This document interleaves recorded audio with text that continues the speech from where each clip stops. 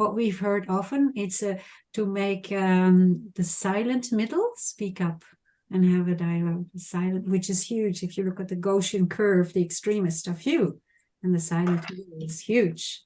So yeah, thank you.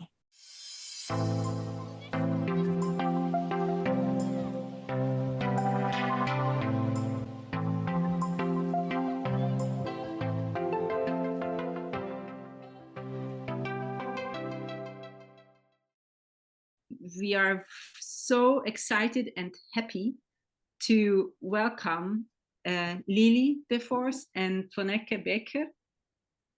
And I'm also very happy to welcome you all who made it today. We participated at the Solwert conference in the workshop, which was led by Lily, and that time it was Chris, her colleague, working with her together from Ilfaro.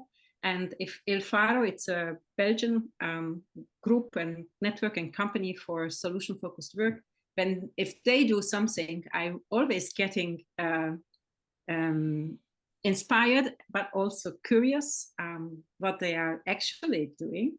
Then I would like to hand over to Lily and Vonneke, and please go with us, and please introduce yourself as well, because just being Ilfaro team members maybe not says everything about. Thank you. Okay, Vonneke. Yeah, my name is Vonneke Becker. I'm working with Ilfaro. I'm a solution-focused coach, but also a mediator, and I work with people in conflict quite a lot. And I'm really interested in this topic. I think very often we forget that when we are in opposition, that we don't need to get to a place where we agree, but that we can still make a connection by listening and asking each other questions. And somehow we mix up this, it's either me or you, and very often we can get a long way by and I'm very happy to work with you today around this topic. I hope we can find ways also to get more out of this into society. I think we really need that. That's a bit about me. Okay, and I am Lily. I've been actually for about 10 years a client of Ilfaro. So being responsible for organizations, some very small, some not so small. And since 2017, I became a member of the Ilfaro family as a coach and trainer. And very, the same bit what Vonneke just expressed, very excited about finding ways of bringing solution focus, not only in the organizations that we work with, but also in the broader society. And especially since we have elections coming up in Belgium next year, it's even more a hot topic for all of us. So I'm happy that thank you, Katie, and thank you, Catherine, for giving us this opportunity. It's always when people are excited about things, then it becomes multiplicator effect, and then we become even more exciting. So great. Let me share the screen. We have prepared a little presentation for you, which makes it a bit easier. So different opinions dialogue. How interesting. Yeah, disagreeing, it's a very interesting, it makes a conversation very interesting. Different opinions matter. For us, it started in 2019, but there's a story behind, and we'd love to tell you the story. Then we will invite you to participate in a different opinions dialogue. So all of you, within about 20 minutes, you will, Katie will match you up, and you'll have wonderful conversations about topics that are quite central in the societal debates, and maybe curious about how your dialogue partner thinks about this specific topic, and your partner will also be very curious about how you think about specific topics. And then to close off, we're quite interested, not only we, but also Katie and Catherine and others to exchange because, well, it's a concept, it's a nice format. And maybe, you have some ideas on how to use this format in your context. We've learned that some people here are connected with schools, others, so we all have different contexts, and it might be interesting to learn from you what kind of ideas you have on applying this format. Okay, so first, the story. Actually, it started way before 2017 for 19 for us. It started in 2019, but in 2017, two German ladies, Sarah Cooper and Hannah Israel, took an interesting initiative called My Country Talks. And their mission, you can read it here, was to bring together people, and it was actually Germany Talks. It was a very German-focused initiative about bringing people together in dialogue to bridge polarization. Polarization is not necessarily bad. Quite the contrary, it's actually interesting to meet people of different opinions, and they started up some concept about online conversations bringing together people in Germany.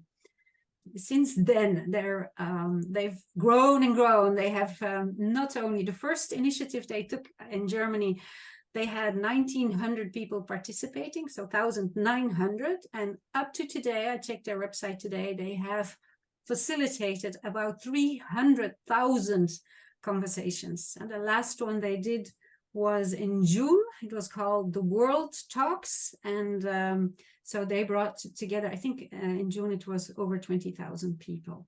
It all starts with just one conversation. Their mission to connect people all over the world to discuss the issues that divide them and the issues that unite them. It was not Ilfaro that spotted this German initiative, but it was some media actors in Belgium, a couple of newspapers, leading newspapers, and a radio channel.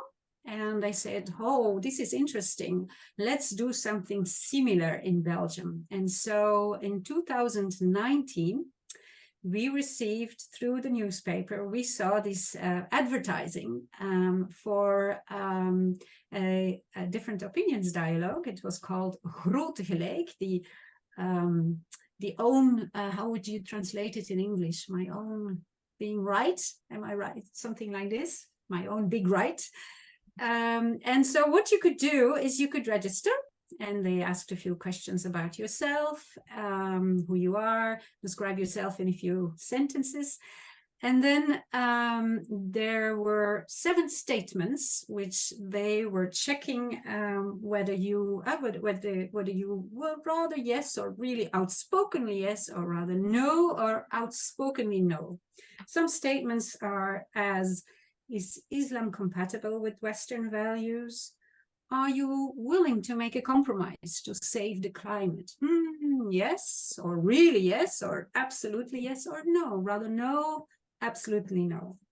So I registered for these conversations, and it was quite tense, actually. I received a mail and saying, and on the 7 questions I answered, rather yes, no, and so dear Ms. Deforce, we are happy with your registration, and we have found, you are lucky because we have found your perfect mismatch. We have found a man in about 5 kilometers living from your house, your home, which on all the questions that you said yes, he said no, and all the questions you said no, he said yes. So I had a perfect mismatch. Anton participated as well. I think his mismatch wasn't that perfect. It was like on 6 out of the 7 questions, but that was a bit the spirit. So then they set everything up for a kind of blind date. And they say, are you accepting the invitation by this man to have a conversation with you? And then they gave some guidelines. They said, don't do this in your home. Check a place like a bar, and count about 1 hour, 1.5 hours maximum for this conversation. So I accepted and he accepted, and then we got each other's name. It was really like a dating platform, actually, and but quite the opposite of what a dating platform is doing. And so then this man was every inch a gentleman. He said, well, dear lady, Lily, you may pick the place, and I will wear a hat and a red scarf, and that's where we will meet. So we did. I did, and I went there, and in the meantime, as the time was, as the day of the meeting was approaching, we had a meeting at Ilfaro, and we said, hey, this is an interesting initiative by these Belgian newspapers. They have given us, the algorithm has made a mismatch, but they haven't given us any suggestions on exactly how to conduct that conversation. We at Ilfaro, of course, we have some ideas about how you could have such a conversation. So we developed a format.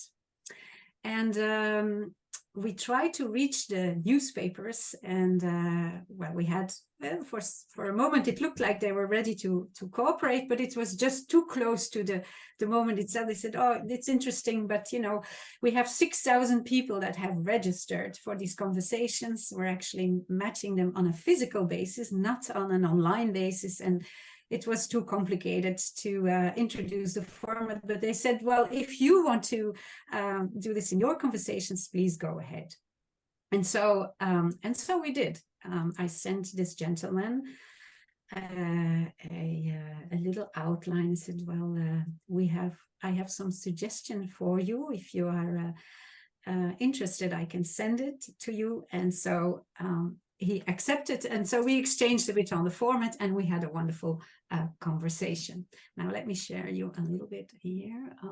So because this it seemed like a very wonderful experience, as World Solution Focus Day came up, and it was we had decided at Ilfaro to organize something in Ghent, and we used this format that we had developed for this day to explore with the solution-focused community in Flanders whether there was some interest. I believe, Siska, you were there. I remember you were participating at that time. And so more and more we got some experience, and we people that participated in these conversations were always very enthusiastic.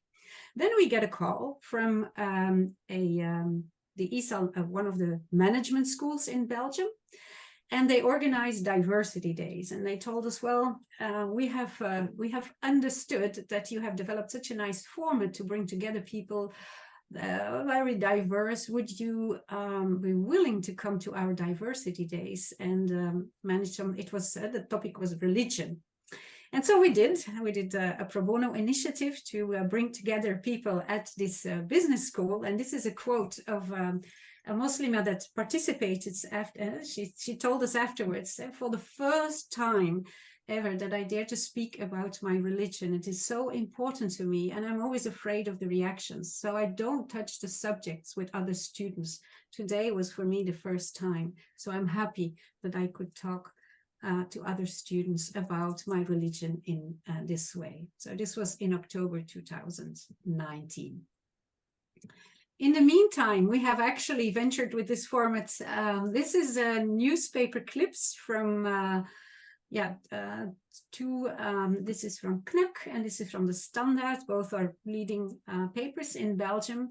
After we we brought together activists and farmers. We have quite some discussions going on in the context of climate change about what the role of farmers and nitrogen emissions. And for the Flemish Farmers Association approached us and said, we've heard about this format, would you be willing to support us? So we did, and this was the result of it.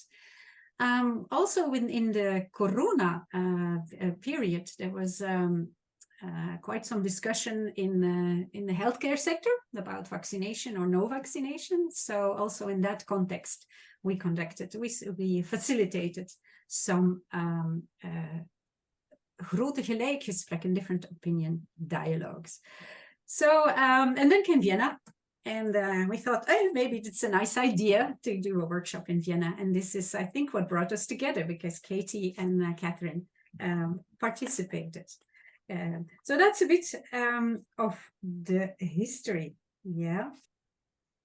If you're ready to change the world for the better, then a few experiences are so rewarding in your own personal development, and meeting somebody else that thinks completely different than yourselves. As Hannah Arendt said, you know, I become human. Meeting somebody that thinks completely different than myself, that is really what makes me a human being.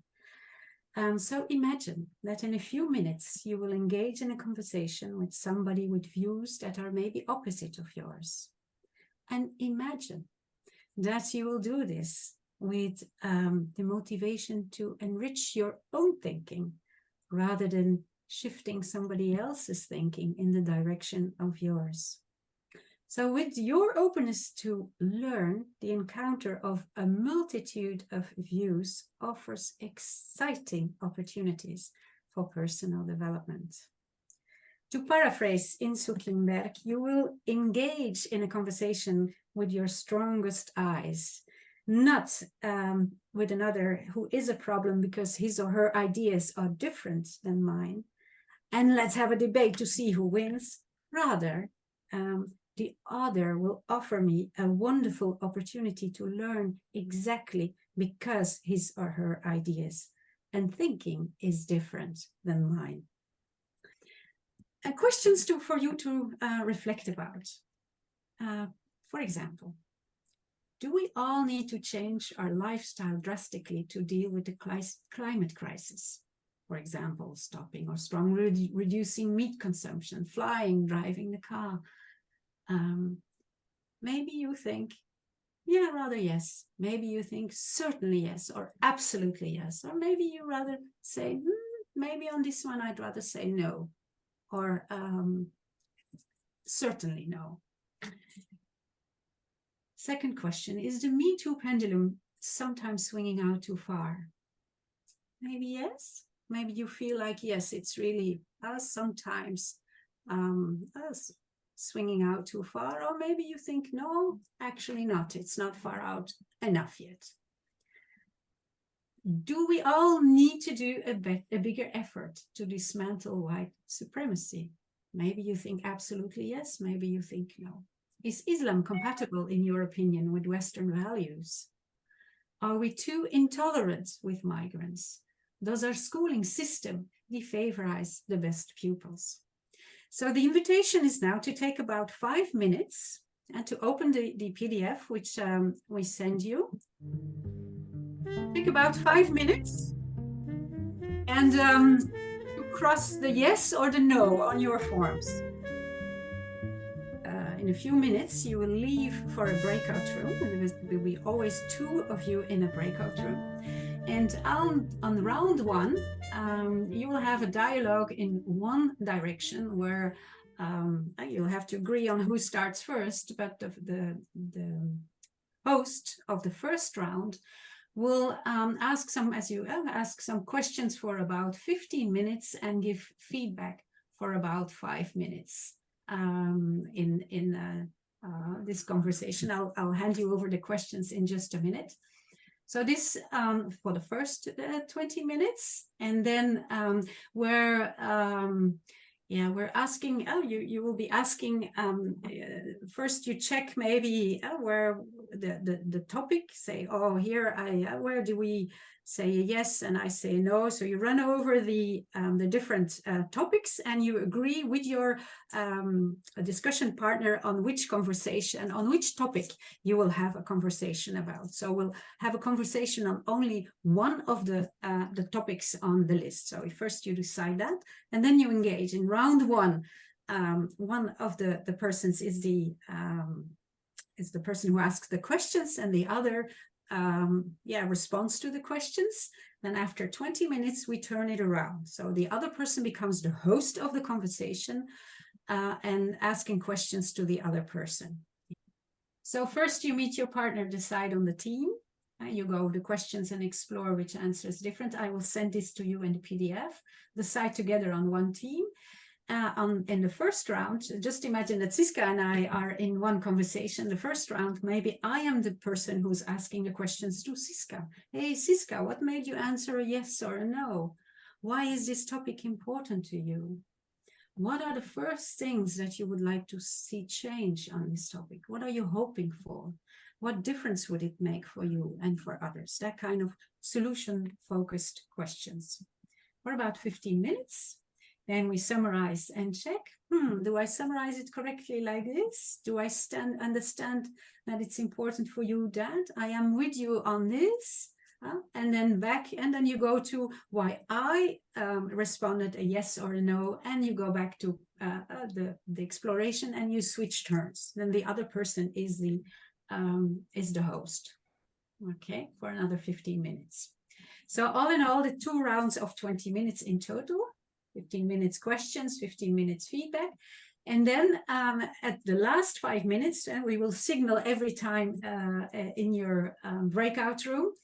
Then the closing feedback about like what I learned from you in this conversation, what's maybe something that surprised you in the conversation, and maybe something that you appreciated in the way this conversation was conducted. Okay, so 20. First decide on the topic, 20 minutes in one direction, 20 minutes in the other, and then a final feedback round. So while the others are talking, I wonder what feedbacks you get and what from them you really like. Mm-hmm. Oh, what a wonderful question. It's always so surprising.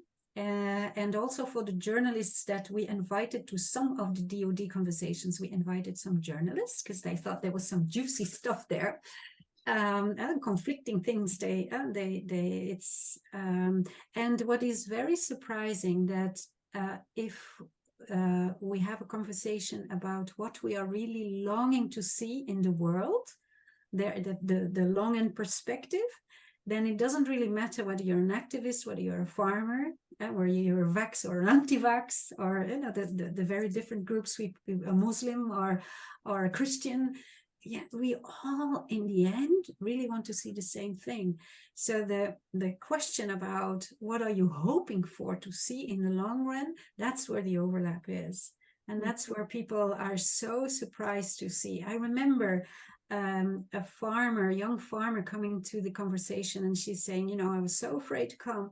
I almost called in saying, I'm not going to come because I'm not so good at convincing others. And then I came here and I discovered I don't have to convince others. I just have to ask questions. And moreover, I'm getting the questions from you. I don't even have to think about the questions.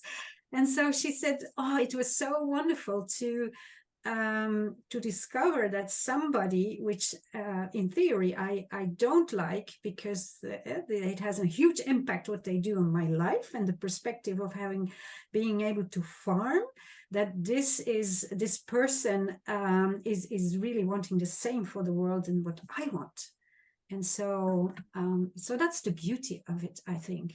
Mm-hmm. But we don't set the expectation as you will find your common topics, because then it will be recuperated as a tool to find common ground, which is not what it is. It's a tool to really bring to people in a listening modus and have them discover what they can learn, like what the Dalai Lama said: if you talk, then you say what you know already. If you listen, you learn something new. This is a bit the spirit. And then the surprises. Yeah. So your question, that was my most, and that's always the most surprising result, also for people that I don't expect this, for the participants, but we'll see when they come back. Yeah. Yeah. Vonneke, you are also into it. I would like to hear your experiences, opinions.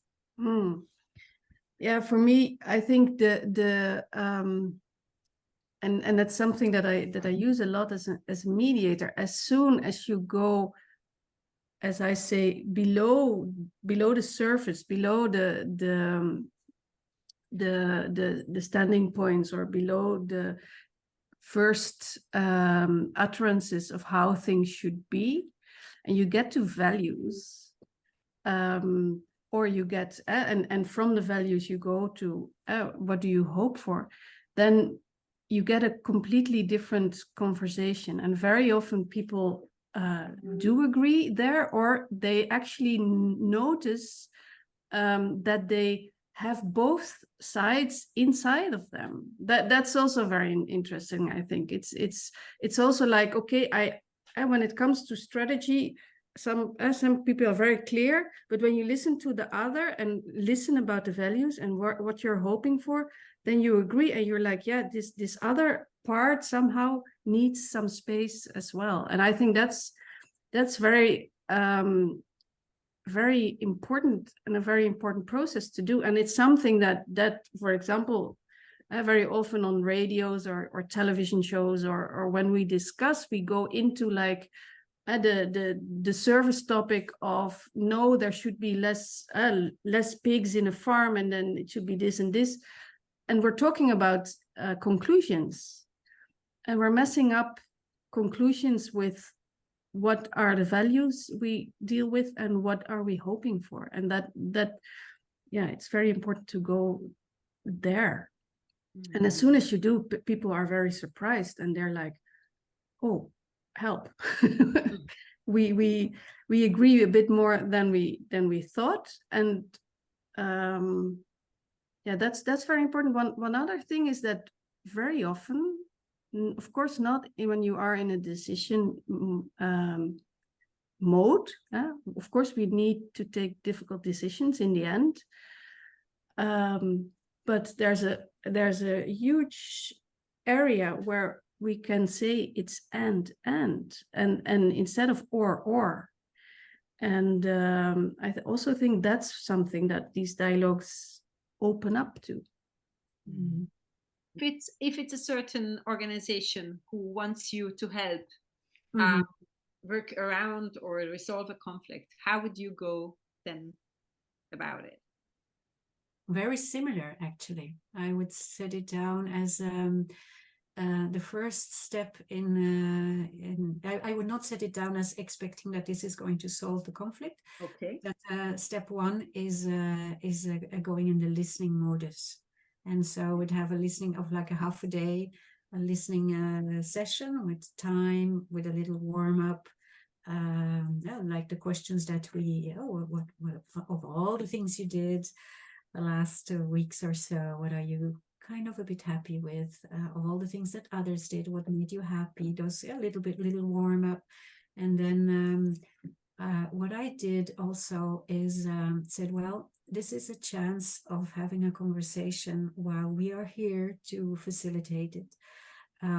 So you might not choose the easiest partner to have this conversation with. You might want to choose a partner that, because it's listening modus, here, take your opportunity to have the conversation with maybe somebody that it's zuurt een beetje, or maybe even that you had a conflict with. If you're the really brave ones among you, then maybe you can pick your partner. So I would not mediate partners. I would let them pick a partner, but I would invite them to be brave and not to pick the easiest, not their friend, which they have their conversations maybe every day, but somebody more tricky. It's more, but it's a little more or maybe even the very brave ones. Maybe you pick somebody that it would be very difficult.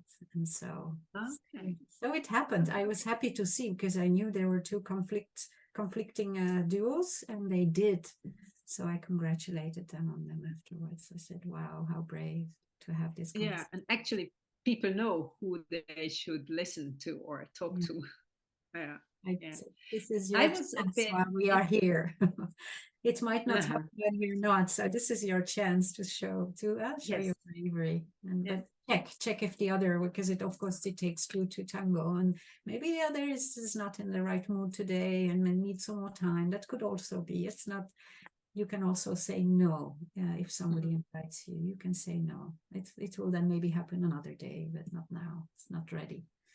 So maybe you need, so a little bit like that, like like a dance where you sort of, you don't dance, and then maybe in the end you dance a tango, which is very close, but in the beginning, no, maybe you just dance solitary, but you watch each other, it's like yeah.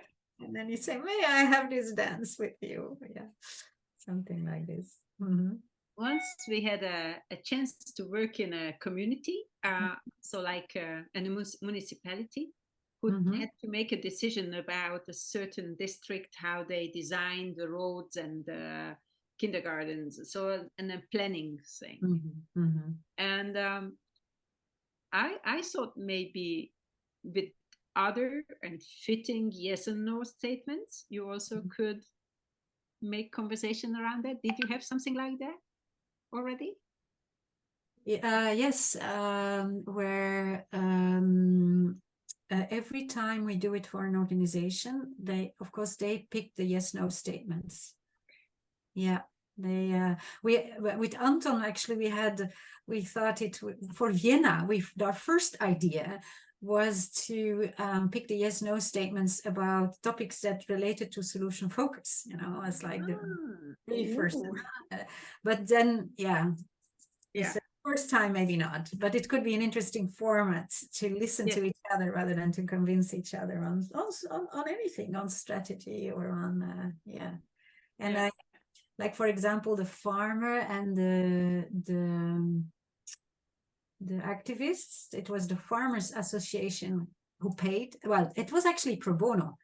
But they paid for the venue and they paid for the drinks and everything. So they were the host, and so they were the ones that had a moratorium on some of the yes/no questions.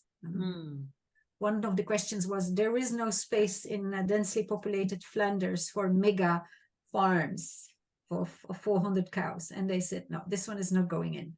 We're not going to do that one. So they weren't comfortable with that one. Yeah, but now that they know the format, they said afterwards, because of course they hadn't participated in the format, and they said afterwards, we should have done it. We should have been brave. First they said no. So it's not me to have the yes/no questions. It's up to them to make that. I think that's a good cool thing. Yeah. I'm looking forward to experiences after, for instance, these people go with it and do something. How it will. Yeah. There is, in every organization, there is some of these statements that some agree and some don't. So those are good ones. Dilemmas. We should have everybody vaccinated. No, of course not. Then I resign if you do that. But even in an organization as we are talking right now from the Swiss Solution Focus Association, should it be an association where you have to have some education and standard in solution focus, or shall we invite anyone who's interested, or shall we more display knowledge and research, or is it more to have conversations colleague to colleague? So I think that would be also an interesting way to find directions. Yeah, the most important thing is how you set the expectations, and that the crux is that you bring people into conversation, and you as a learning opportunity for them, as a personal development opportunity for them. And so we've had an organization that wanted to make a podcast, and they said, just send me the format and we'll do it. We said, it's not a format, it's not a something you just dial up or dial down, and so we, in the end, actually we refused, because it's what can you imagine? They said, first we're going to have a debate, and then we'll do this, as if you can say like a before and after, in the debate, so many things that can happen that destroy your opportunity to have that second version. It was such a bad idea. We thought, no, this is not. And certainly not for a podcast. Or also the other one of the things we encountered, the farmers wanted to have, and the other side wanted to have like opinion makers there. And we said, let's not do that, because opinion makers, and when there's journalists there, they want to make statements. That's different. They go in a different, with a different modus, because they will filter everything they say, because they are an opinion maker. Yes, since we're here a little bit ahead of the others, can you share with us, either in German or in English, a little bit about your experiences? What did you appreciate in this way of dialogue, and what worked for you? So maybe I can start. I participated because I already was able to make an experience with Astrid in the Nachlese, and I was so flashed because I was with your partner. I don't remember his name, Kati. Jesper. Jesper, yes. He was we were really opposite. And after 5 minutes, I felt, my goodness, I can't be opposite again. I can't. So it was really, it was so opening for me. And then when I read, I thought, oh, I would like to make this experience again. And it was the same. It's just amazing. It's so powerful. This structure helps to really find, to listen carefully, and to be with the other, and then to talk out from the heart. It's just amazing. And I would really like to thank you for this nice structure. It's great. Welcome back, everybody, to our main room. I hope you had some wonderful dialogues together. And before we go on and talk a bit more about possibilities of where to use this format, let's hear some snippets of your feedback. What did you appreciate in this experience, and what works for you using this, doing this dialogues this way? Katrien. We had quite common understanding, although we were on different yes and no, but we found out that we were quite close. And it was a bit like a yes and mood, like widening the thoughts, but not so far away. We ask each other how it would be if a person is really in a very different point. I would like to have this experience once. Yeah, I can imagine. That's a wonderful, very interesting experience as well.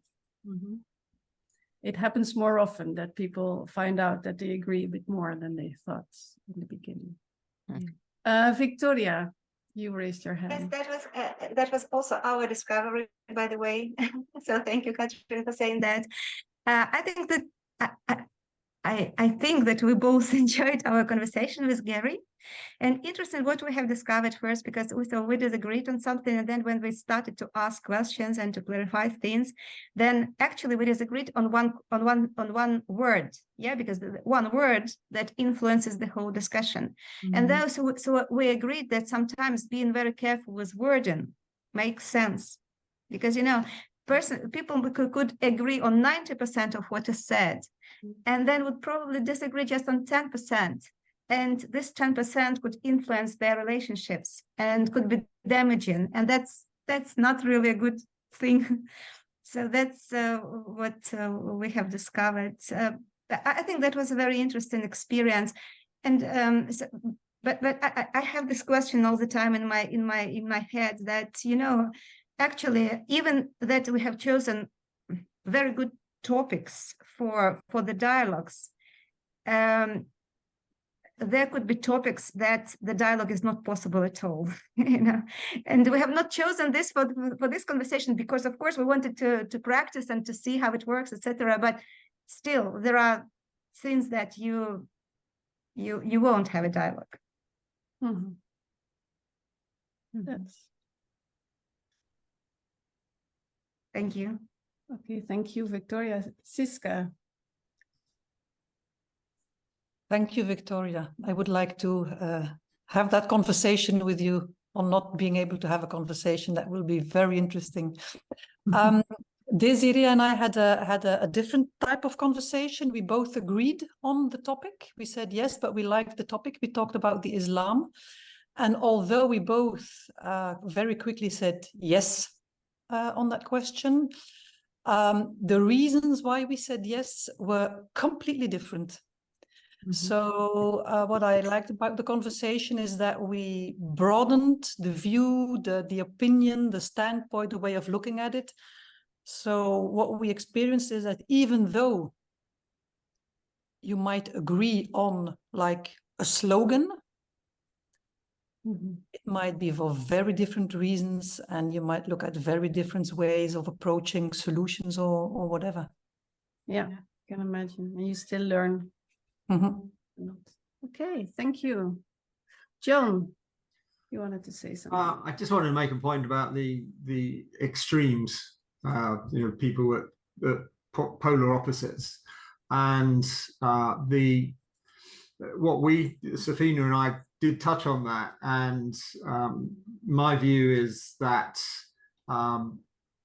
we should not let the fact that extremists on either side cannot use this to create dialogue. If the majority of people could actually use this and realize that they are very close actually in how they think about a topic that they thought they were polarized on. But should we not use this because extremists couldn't use it? No, I think it's a super way just to have a great conversation with people. Okay. So. Thank you. Wonderful. Maybe time for one more, or did we hear everything, the most important? Yeah, Judith. I just wanted to say that it even helps to develop your own thoughts, to have 15 minutes about it and get all the questions, and they go deeper and deeper. And you have to think about the same, but more and more. And it's in a sense of a secure environment. You are allowed to think it. And you learn so much about the feedback you get from the paraphrasing as well. And I thought that to have this minutes and so usually if you are in a dialogue, you always want to get feedback for everything you ask. And I was with Jacqueline, and I was just, no, it's not your part. Just no, it's just I always had to hold back while she was talking, and I was just asking, and it was so good to learn that it's better not to give a feedback all the time. And so I think it's really worthwhile. So you learn so many different steps with it. And I also wouldn't call it dialogue, but a really good way to learn about yourself and about the other one. But even when you are asking, you are learning so much about yourself as well. It was nice. Thank you. I've seen Safina's hand. Yes, Safina. I just wanted to add to what John said about, well, the extremists can't use it, but that shouldn't stop us from trying to bring it to the masses. And what I answered was that, yeah, because if the majority of people who are not extremists got more used to this way of listening to each other, the extremists might lose some of their following, which would render them less dangerous, maybe. Thank you. I think that, yeah, Lily, you wanted to say something? Yeah, I want to say it's add very little thing on what John and Safina says. It's what we've heard often. It's to make the silent middle speak up and have a dialogue. Silent, which is huge. If you look at the Gaussian curve, the extremists are few, and the silent middle is huge. So yeah. Thank you. Thank you very much. Very nice to hear. Kati, we give back to you, and we already are slowly sliding into the topic of way forward. Yeah. We are very curious if you give yourself some minutes of, let's say, courageous yes and conversation with 3 or 4 or 3, I don't know. So I made some random groups again, mixed groups. What would be your courageous and realistic and hopeful thoughts how to use this chance and format for conversations? What could this lead to in your context? So please don't try to agree in these some minutes, but put on some thoughts on each other's thoughts, how to go with it in your respective context. I like the comment by Siska, and it's very true. It's a mindset. It's not some kind of little tool or something. It's really about a different mindset and a tool that supports it. It's about the way you engage in the conversation. So I was telling to Caitlin, we have been asked to send a tool to people, and then they think it's just about this paper, and it doesn't work that way. It's about different mindset. I have one question, Lily and Van Beeke. How are you working these days with this? Do you still offer people's matching in your surrounding, like having this conversation, or is it more the trainings you're doing with this? No, it's more the having conversations. The last thing we did was in an organization where there was a conflict, and we didn't use the statements even. We just had that conversation, and we invited them to pick their partner, and not the easiest partner. They maybe the partner where there was some friction, and for the real brave ones, maybe it was the time was just right to invite that person in your organization that you feel, oh, I've been longing to have this kind of conversation. So that's how we sort of put the invitation forward. We've used it also with various organizations where we let them pick the statements. Mm-hmm. Yeah, and sometimes it's about dilemmas in an organization. Sometimes it's about an organization that has to make some choices and would like to feel the water in the organization, how people think. That's the kind of, in schools, teachers amongst themselves, teachers had a director, but also teacher parents, those kind of things. It's a broad scope. Mm-hmm. It's a nice way we discover to use it when there's a conflict, and say, okay, step 1, where this is not going to solve the conflict, but it's the first step, is listening and trying to understand the other, and then follows, of course, other things, but it's a first step, and it works quite wonderfully. So, but then we invite them not to pick their friend in the organization, but to go to be a little more brave. May I invite you all to use the last 2 minutes for short statements on takeaway and or wow. So what would you like to appreciate from these 2 hours, and or what you are taking with you? To me, this is like my best hopes are fulfilled. I have something, especially with a new client of mine who has actually at the moment exactly this topic that they have in a very important topic, different opinions, and this is going to be so very helpful. Sorry, I have to run because I have the next meeting in 2 minutes, and just wanted to say that I'm very grateful for the very practical way of making this meeting very meaningful for me. That was enjoyable, emotionally safe, and very practical. So thank you very much, and I'm very sorry I have to run. Run, Victoria. So great to see you. So what, from my point of view, I have a kind of a vision that the DoD becomes more important and has different new approaches for different settings.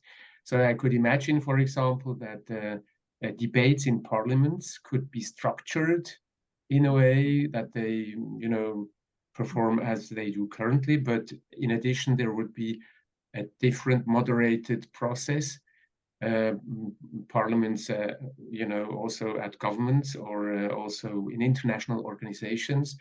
And the process it was interesting to hear you, Lily, that in some organizations there were no questions, as we had it here. So the process would be to find out where do we disagree, the main different strategies or point of views, and then to work on that in international organizations, as for example the climate conference taking part now, so that there would also be kind of workshops where this understanding or common understanding, and to find out what yes, we agree on pillars. So I see really that this is a very, very interesting concept. Go ahead, Lily. Yes, I had a first question in that situation. We don't even look for where do you disagree. We look for what is on your mind today and why is it important to you. So just this question, what is preoccupying you today? What is on your mind? And it's enough really to engage in meaningful conversations and exploring why it's so strongly on your mind. Yeah. Very interesting. Yeah. Mm-hmm. Thank you. I think it was a point, a dot on the E. Yeah. So a beautiful add-on. Thank you, Lily. And thank you all for coming. That's what had time today. So let's continue and have these dialogues with our respective others and enjoy the evening. And thank you very much for coming. Thank you so much for all. Thank you. Thank you. Thank you. Thank you very much. And thank the two of you, and thank you to Kati for the moderation as well. So my best hopes to get deeper into this topic were fulfilled. Okay. Thank you, Catherine and Kati, for the initiative, and Vonneke for being partner in crime. Yeah, thank you. Bye. So much. Bye-bye. Bye. Thank you.